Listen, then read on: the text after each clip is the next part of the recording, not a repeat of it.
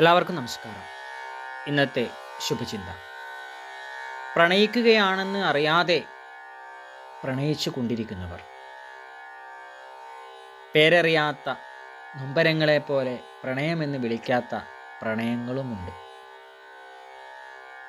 പ്രണയമെന്നത് മറ്റൊരാളിൽ സ്ഥാപിക്കുന്ന ആധിപത്യമാണെന്ന ചിന്ത ഏതുമില്ലാതെ സ്മരണയുടെ കിരീടം പരസ്പരം കൈമാറി മുന്നേറേണ്ട ഒന്നാണെന്ന്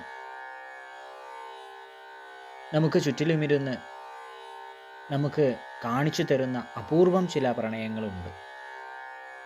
ഇരുവരും പരസ്പരം നിർലോഭം കൈമാറുന്ന ഒരുമിച്ചുള്ള യാത്ര തന്നെയാണ് പ്രണയം. എല്ലാവർക്കും നന്മകൾ ഉണ്ടാകട്ടെ. എല്ലാവർക്കും ജീവിത വിജയം ഉണ്ടാകട്ടെ. നന്ദി, നമസ്കാരം.